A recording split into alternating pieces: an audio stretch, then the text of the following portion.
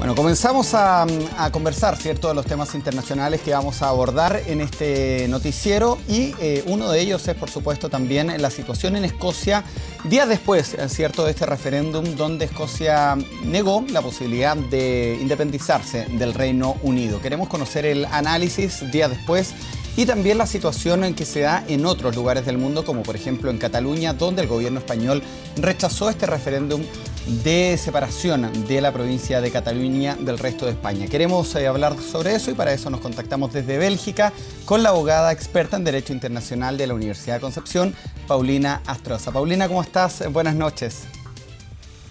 Buenas noches, Cristian. No, contenta de estar nuevamente en contacto con ustedes desde Bélgica. Muchas gracias también por ese tiempo que usted da a través del Skype con nosotros para, primero, y me gustaría hacer un análisis general para luego ir a lo particular del resultado post-referéndum en Escocia. ¿Cómo lo ve usted?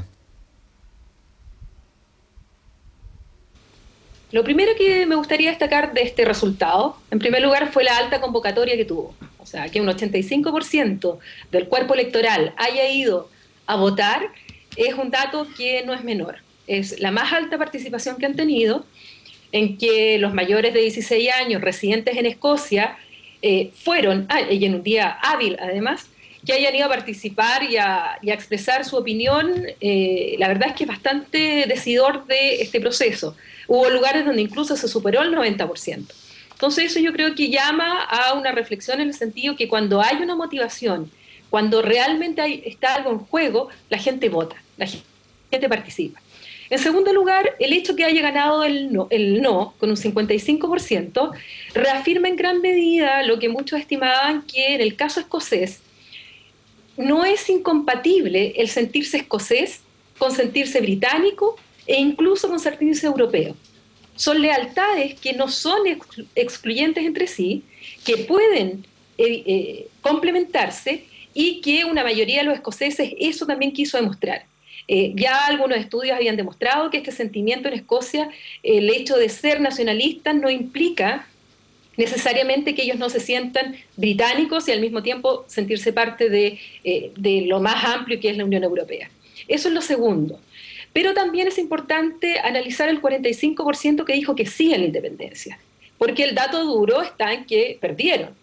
Pero también hay que verlo desde el punto de vista que fue un 45% que optó por la ruptura, que optó por la desunión, que optó por separarse, pese a todas las amenazas incluso que recibieron o la gran incertidumbre que efectivamente había a su futuro.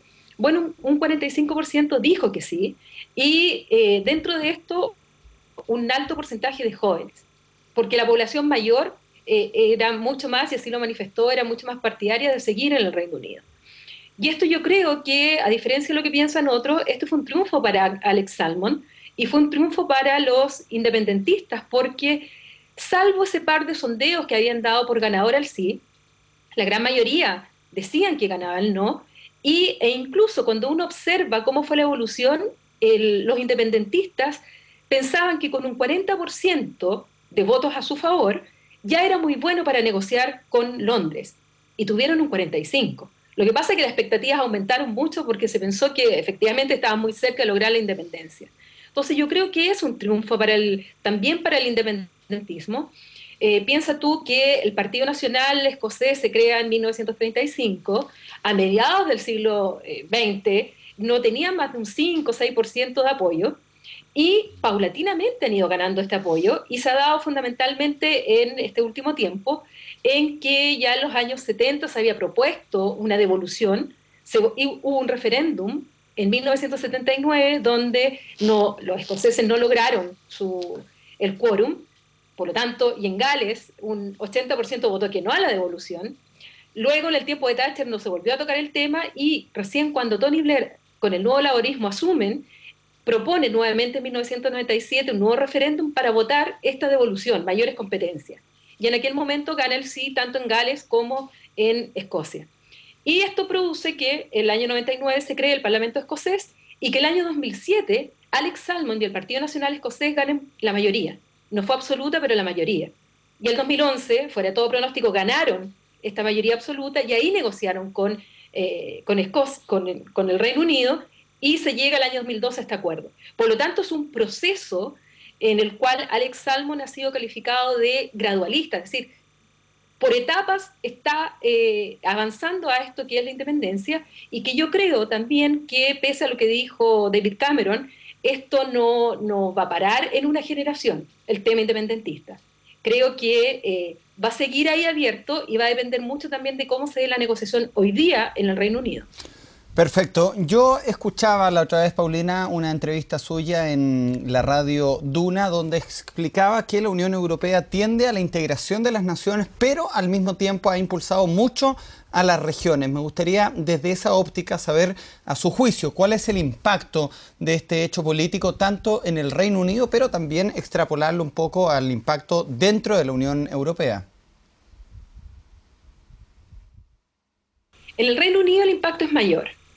Sobre todo, como te digo, porque la opción sí aumentó mucho en las encuestas, con una muy mala campaña por parte del no, una cierta indiferencia y hasta soberbia por parte del Reino Unido, sobre todo en Londres, respecto a lo que estaban sintiendo los escoceses, que creían que estaba ganado y que iba a ganar el no por amplio margen, y sin embargo, bueno, se vieron al final obligados a incluso lograr este acuerdo entre los tres grandes líderes, David Cameron, Nick Clegg y Ed Miliband, del Partido Laborista Conservador y los liberaldemócratas, para proponerle a los escoceses que si votaban que no, de todas maneras iban a tener mayores competencias. Y esto incluso lo hicieron en un inserto en un diario escocés, comprometiéndose antes del referéndum a que si ganaba el no, se les iban a dar mayores competencias, que es lo que en definitiva, al parecer, la gran mayoría de los escoceses eso quería. Porque el ser nacionalista no necesariamente implica ser independentista. Pueden ser perfectamente, tener esta lealtad, este sentimiento de identificación con una nación, dentro de un Estado, querer mayores competencias, pero sin romper con este Estado, que es lo que parece que efectivamente pasa en Escocia. Y eso abre también una discusión y un debate incluso constitucional en el Reino Unido muy interesante, porque si se amplían las competencias a Escocia, David Cameron lo dijo al día siguiente del triunfo del no, también se van a ampliar competencias, se le van a devolver competencias a Gales y a Irlanda del Norte. Y esto se le critica por parte de algunos conservadores a David Cameron, que lo hizo sin haber previamente negociado con su propio partido. Muchos no están de acuerdo. Algunos creen que incluso lo que el laborismo pretendió en algún momento de aumentar las competencias de Escocia para evitar que el Partido Nacionalista Escocés aumentara su apoyo popular, finalmente no ocurrió, que es lo que se está viendo ahora, y por lo tanto algunos dicen que, bueno, que esto sencillamente hoy día va a traer una complicación mayor, pero sobre todo a largo plazo.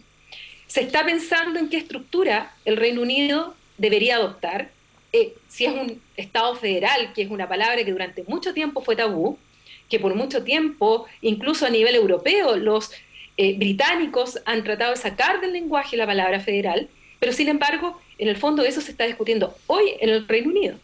¿Qué problema tienen con la palabra federal? Ellos son una monarquía, no es parlamentaria, una monarquía... Sí, sí, es una monarquía parlamentaria, pero su forma jurídica de Estado es un Estado unitario, pero un Estado unitario bastante particular, porque como se ha producido este proceso de devolución, es un Estado unitario atemperado o moderado. Lo que se está provocando en la práctica con esta devolución de competencias es que se está avanzando rápidamente o a una forma especial de Estado regional, o lo que están planteando algunos, bueno, rompamos el mito, hablemos derechamente de un Estado federal, al estilo alemán, al estilo Estados Unidos, pero aquí en el Reino Unido. Y eso trae problemas sobre todo para aquellos ingleses que representan el 85% de la población, porque ellos dicen, bueno, pero arreglemos esto, porque además los escoceses en el Parlamento en Westminster votan por leyes que solo se aplican a Inglaterra. Y sin embargo, en ciertas materias, y ahora va a ser peor, hay materias en que solo el Parlamento escocés va a decidir. Y sin embargo, estos parlamentarios escoceses están decidiendo por Inglaterra. Entonces, bueno, ¿qué va a pasar? Y ahí está la gran discusión que hoy día se ha planteado y que Cameron ha amarrado muy bien también para poder negociar finalmente. Bueno, Sabemos que Cataluña, extrapolando ya el tema, y Escocia no son exactamente lo mismo, estos procesos independentistas o de separación. El referéndum en Escocia era altamente seguido en esta región, en Cataluña de España.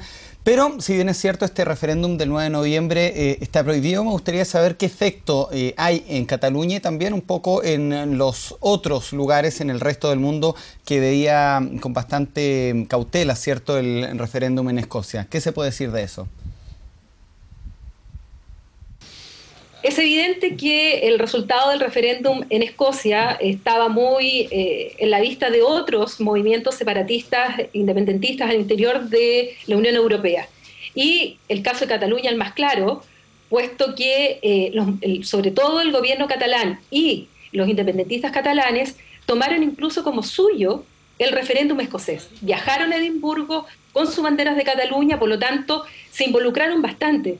Por lo tanto es indudable que el haber ganado el no, incluso una diferencia de 10 puntos, tuvo un impacto al menos emocional en aquellos movimientos. Eso es indudable. Hubo desilusión y otro escenario habría sido si hubiese ganado el sí. Pero de todas maneras, como ya estos son procesos que, si bien tienen algunas similitudes, son procesos y dinámicas distintas. Escocia no es Cataluña. El Reino Unido no es España. Tienen diferentes sistemas político y jurídico. Por lo tanto, no son homologables ambos. Y lo que ha tratado de hacer ahora el movimiento catalán, independentista catalán, porque no todos los catalanes están por la independencia, evidentemente, pero aquellos que quieren la independencia, lo que están tratando de mostrar es la diferente actitud de David Cameron que de Mariano Rajoy. David Cameron negoció con Escocia el año 2012 para llegar al referéndum y se les consultó a los escoceses que dijeron que no. En cambio, en el caso español, Mariano Rajoy y el gobierno ha dicho que existe una constitución, que la constitución establece que la soberanía pertenece al pueblo español y que por lo tanto es indisoluble y hay una restricción, y que es cierto, constitucional y jurídica. Pero más allá de los aspectos jurídicos, que es evidente que es distinto al Reino Unido, la discusión también es política. Es decir, hay una cierta intransigencia también por parte del gobierno central español que hace que esta situación sea aún más compleja en el caso catalán.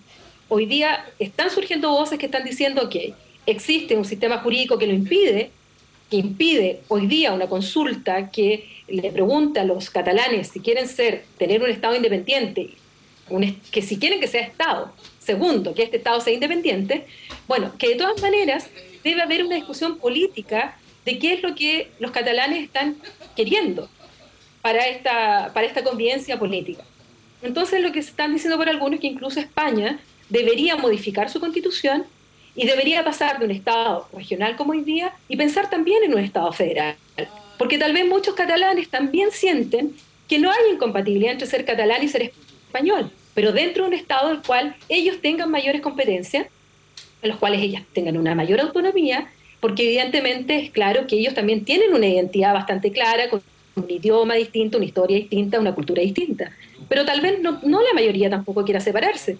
Pero en la medida que el gobierno siga tan intransigente, tal vez muchos de ellos se están pasando el bando por la independencia. Entonces, hay una polarización de la sociedad que tal vez un diálogo político más amplio podría encontrar una solución política a un problema jurídico. Perfecto, Paulina, queremos agradecerle su tiempo con el canal 24 horas, una vez más desde Bélgica, con una diferencia de 6 horas en el horario, pero dándose tiempo para explicar y poner un poco en contexto la situación que se vive por estos días en Europa. Esperamos tenerla pronto con un nuevo tema. Muchas gracias y buenas noches. No, buenas noches. Gracias a ustedes.